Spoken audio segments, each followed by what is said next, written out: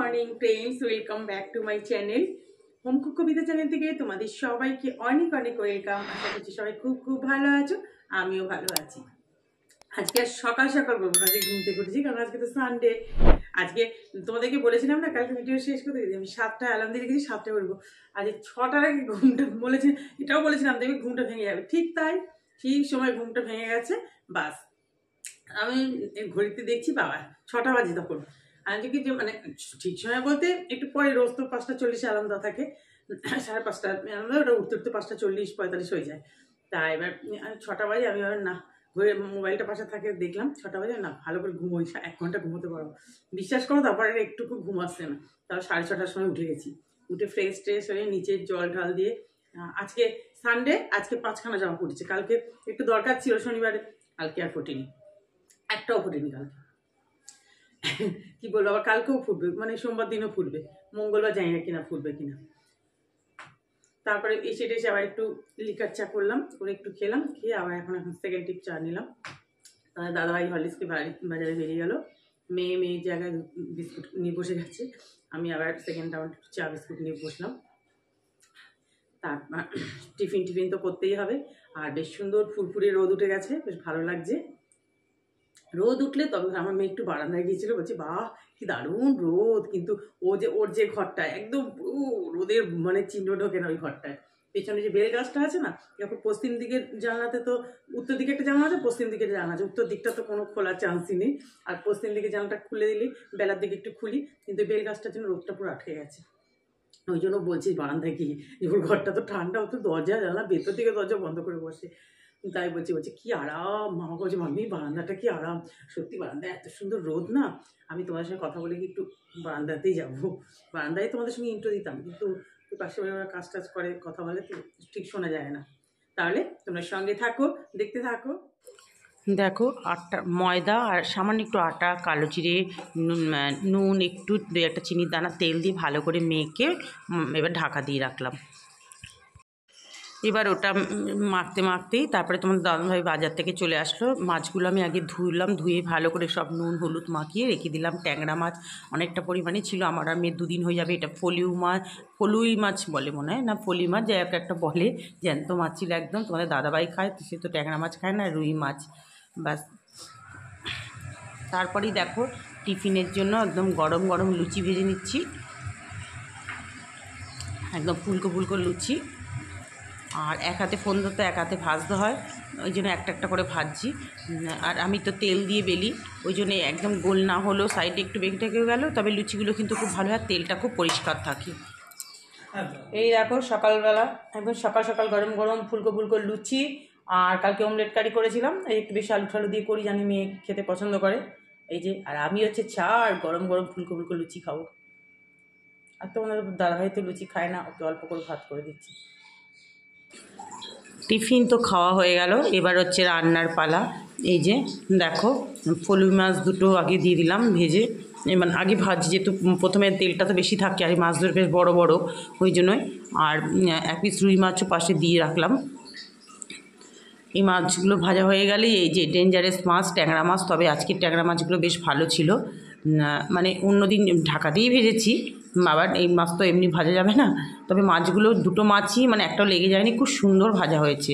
এবার ট্যাংরা মাছটা রান্না করছি, আগে কড়াতে একটু সাদা জিরে পাশ দিয়ে দিয়েছিলাম, সাদা জিরে ফোড়ন দিয়ে এবার পেঁয়াজ আর পেঁয়াজ কলি দুটো মিক্সড করে দেখো খুব সুন্দর করে ভেজে নিচ্ছি। একটু পেঁয়াজ দিয়ে ট্যাংরা মাছের ঝাল করবো, একদম মাখা মাখা। এর মধ্যে এটা রয়েছে আদা বাটা, নুন, হলুদ, টমেটো, তারপরে হচ্ছে তোমার কাঁচা লঙ্কা, রেড চিলি পাউডার দিয়ে এবার ভালো করে এটাকে কষিয়ে নিচ্ছি, পেঁয়াজটা আর পেঁয়াজ কলি যেটা ভাজা মতো করেছিলাম। বাস এদিকে আবার দেখো লুচি ভাজার তেলটা বলি না যে খুব পরিষ্কার থাকে, এই জন্য মানে তেল দিয়ে লুচি বেলি। পাঁপড়গুলো ভেজে নিচ্ছি, চাটনির সঙ্গে একটু যেটা পাঁপড়ের দরকার। পাঁপড়গুলো না ভীষণ ভালো, জানো তো এই পাঁপড়গুলো খেতে, মানে ডবল থাকে, ভেতরটা কিন্তু ফাঁপা, মানে এপিটো আর একটা আলাদা, ওই এপিটো একটা আলাদা। 2বার করে ভেজে নিয়েছি পাঁপড়গুলো, মানে একবারে তো ধরবে না, খুন্তি আমি ঝাঁঝরিটা দিয়ে চেপে চেপে দিচ্ছি যাতে পুরোটা ভালো করে ভাজা হয়। বাস পাঁপড় ভাজা হয়ে গেল। এবার আলু আর করলা ভেজে নিচ্ছি। আলু করলা ভাজাতে তো কিছুই লাগে না, নুন হলুদ দিয়ে দাওয়াই আছে ওর মধ্যে, বাটির মধ্যে দিয়ে রেখেছিলাম। দিয়ে এবার গ্যাসটা সিম করে ঢাকা দিয়ে দেবো, কারণ একবারে বাড়ালে তো মানে এক পিঠটা কড়কড় হয়ে যাবে, ভেতরটা কাঁচা কাঁচা থাকবে। এই জন্য একটু গ্যাস সিম করে করে ভাজি। এবার দেখো এদিকে এবার ওদিকটা সামলে এবার এদিকে ভালো করে মশলাটা কষানো হয়ে গেছে। এবার মশলা ধোয়া জল রেডি করে রেখেছি। দেখো তেলটা কীরকম ছেড়ে গেছে। একটু বেশি করে টমেটোগুলোকে একটু ফেটিয়ে দিচ্ছি। এবার দেখো মশলা দেওয়া জলটা দিয়ে দিলাম, আর জল দেবো না, একটুখানি জল দেওয়া থাকবে। এবার মাছগুলো বেশ কড়া করে ভেজে নিয়েছি, মাছগুলো ওপর দিয়ে দেবো। এটা হচ্ছে পেঁয়াজকলি দিয়ে ট্যাংরা মাছের ঝাল। ট্যাংরা মাছ বিভিন্ন রকমভাবে রান্না করা যায়। এই দেখো একদম আমার ট্যাংরা মাছের ঝালটা পুরো রেডি। এবার যেটা দরকার, শীতকাল একটু ধনেপাতা তো দিতে হবে। ধনেপাতাগুলো খুব সুন্দর, ভালো মানে একটু স্মেলটা বেশ ভালো ছিল। এক একটা ধনেপাতায় না বিচ্ছিরি স্মেল হয়ে যায়, মানে এখন তো শেষের দিকে, তবে এই ধনেপাতাটা খুব ভালো ছিল। আমি তোমাদের দাদাভাইকে বলি কি একটু ছোটো ছোটো দেখে ধনেপাতাটা আনবে। বড় এর আগের দিন নিয়েছিলাম, আমি বললাম এটা কি শাক করবো আমি, এত বড় বড় ধনেপাতা? বলছে এই পেয়েছি। তবে এই ধনেপাতাগুলো বেশ ভালো ছিল। এই দেখো আমার দুটো বাটিতে ভাগ করে রেখে দিলাম। একদম ট্যাংরা মাছের ঝাল পুরো রেডি। তোমরা বলো কেমন হয়েছে দেখতে। খেতে কিন্তু বেশ ভালো হয়েছে। কমেন্টস মানে আমি তো ভয়েস ওভারটা পরে দিচ্ছি। তারপরেই আবার চলে আসলো আর একটা মাছের ঝোল। কড়াতে সাদা জিরে ফোড়ন দিয়ে লম্বা লম্বা করে আলু কেটে দিচ্ছি। একটু আলুটা বেশি দিচ্ছি এই কারণে, যেহেতু ওই মাছের ঝোলটায় আলু দেওয়া হয়নি, মাছটাতে ট্যাংরা মাছটাতে শুধু পেঁয়াজগুলি দিয়ে রান্না হয়েছে। ওই জন্য ভাবলাম মেয়ে যদি একটু আলু চায় তো ওখান থেকে দিয়ে দেবো। এবার দেখো চাটনিও এদিকে বসিয়ে দিলাম কড়াতে। এই যে এবার আলুগুলো সুন্দর করে ভাজা হয়ে গেছে। এবার মশলাটা করে রেখেছি, এই আদা বাটা, জিরে, নুন, হলুদ, টমেটো, একই মশলা, কাঁচা লঙ্কা দিয়ে এবার নাড়াচাড়া। একদম জ্যান্ত মাছ। এই মাছের ঝোলটা খেতে খুব টেস্টটা। মাছটাতে আমার তো খুব কাঁটা লাগে, তো মানে মেয়ের বাবা বলে নাকি কাঁটা লাগে না, তার খুব ভালো লাগে। ঠিক আছে, যে যেটা ভালোবাসে। বলছে অনেক দিন পর বাজারে পেলাম, যেহেতু মানে স্নেহার বাবা খায় না, ট্যাংরা মাছ খায় না, সেহেতু ওই জন্য মানে আমার ঘরে কী বলো তো, তিনজন এখন মানুষ। মানে আমার যখন শ্বশুর শাশুড়ি মা ছিলেন না, তখনও মানে এই মাছের খুব সমস্যা হয়। এই মাছ খায় তো ওই মাছ খায় না। তাই বলি যে তিনটে মানুষ সবসময় আলাদা করতে হয়। এই যে দেখো এবার চাটনিটাও হয়ে গেছে, কিশমিশ টিশমিশ গুড় টুড় সব দিয়ে দিয়েছি। চাটনির কালারটা কিন্তু দারুণ এসছে। এই যে মাছের ঝোলটাও আমার হয়ে গেছে, ধনেপাতা দিয়ে দিচ্ছি। আর আজকের ধনেপাতাগুলো এত ভালো, একটু বেশি বেশি করেই দিচ্ছি। আমার কিন্তু ধনেপাতা কিন্তু বেশ ভালো লাগে জানো তো, আমাদের ঘরে কিন্তু সবাই খায়। তোমাদের কার কার ধনেপাতা রান্নাতে দিলে ভালো লাগে একটু আমাকে কমেন্টসের মাধ্যমে জানাবে তো। দেখো এদিকে ভাতটা বসিয়ে দিয়েছি। আর ভাতটা তো রোববারে অনেকটা দেরিতেই বসায়, খুব গরম থাকে, আর গরম করতে হয় না। তারপরেই দেখো একটু অল্প কয়েকটা বড়ি ভেজে নিলাম। এবার শীষ পালন খাওয়া হয়নি বলছিলাম, তোমাদের দাদাভাইকে আনতে বললাম, এনেছে একটা বিরাট বড় গাছ। মানে এতটা করেও আরও কতটা শাক রয়ে গেছে, ফ্রিজে রেখে দিয়েছি। নুন হলুদ আর সামান্য একটু জিরে গুঁড়ো দিয়ে দিয়েছি। আর একটু তো মিষ্টি দিতেই হবে। তবে শাকটা না খুব ভালো ছিল। এক একটা শাক খাড় থাকে, এটা খাড় ছিল না। টাকা দিয়ে দিলাম। বাস এই ফাঁকে আবার তোমাদের দাদাভাই একটু বেরিয়েছিল, বাজার করে টিফিন করে আবার বেরিয়েছিল। এই যে টুকটাক জিনিসগুলো বাকিতে ছিল, মানে আনতে হয় তো, তোমাদের থেকে বলি না যে প্রত্যেক সপ্তাহে কিছু না কিছু মানে আনতে তো হয়ই, মাসকাবারি মাল যতই আসুক, এগুলো আবার নিয়ে আসলো।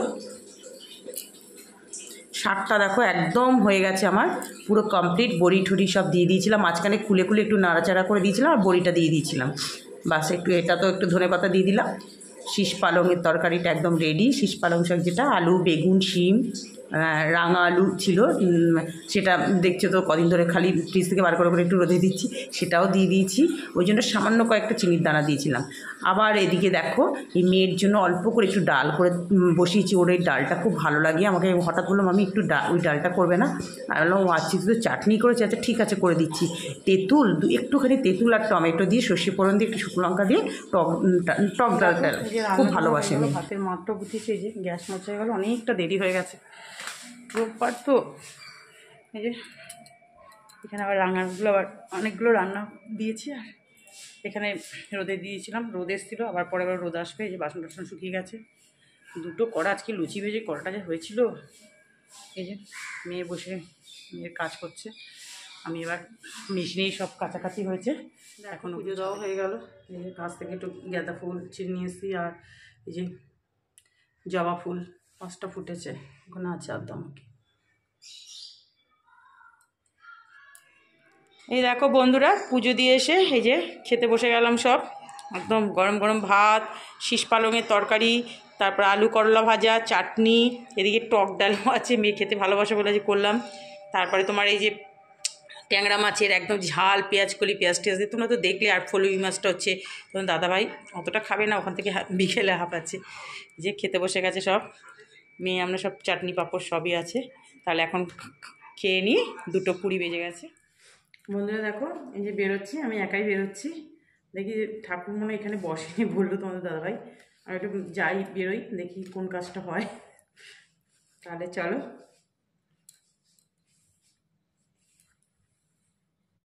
তারপর দেখো রাস্তা দিয়ে যাচ্ছি, এখানেও একটা বাড়ি থেকে সামনাসামনি এই যে একটা পার্লার দেখো, অনেক বড় পার্লার। এটাতে আমি যাই না খুব একটা। এই যে মন্দির পড়লে একটু ঠাকুরের, তারপরেই হেঁটে যাচ্ছি। হেঁটে যেতে যেতেই বেশি দূর না, আরেক সামনেই চলে এসছে। এবার টোটো রাস্তায় হাঁটবো কি, টোটোর জন্য আর হাঁটা যাচ্ছে না। এখানে একটা সাইডে বাদিকে একটা অকেশান ছিল, খুব বড়, মনে হয় মেলা ঠেলা যা কি একটা হচ্ছে, প্যান্ডেল দেখলাম। তারপরেই দেখো যেতে যেতে এই যে আমার পার্লার চলে এসছে। আসলে কী বলো তো, এখানটা করে করে অভ্যেস হয়ে গেছে তো। এই যে গোল্ডেন সাইন খুব ভালো, আর এদের ব্যবহারও না ভীষণ ভালো, তো এখানেই আমি করি। যে ঢুকে গেলাম। বন্ধুরা দেখো চলে আসলাম, এসে ড্রেস ফ্রেস চেঞ্জ করলাম, কিচ্ছুই কিনতে পারিনি, শুধু আইব্রোটা করলাম। মানে জঙ্গল হয়ে গেছিলো জানো একদম আইব্রোটা করে এই যে। তারপর আবার একটু এসে না চা বসান, বাইরে বেরিয়ে ঠান্ডা লাগছে। আমি তো মাথায় কিছু দিই না, মানে খুব ঠান্ডা নেই বাইরে, হালকা হালকা একটা বাইরে ঠান্ডা আছে।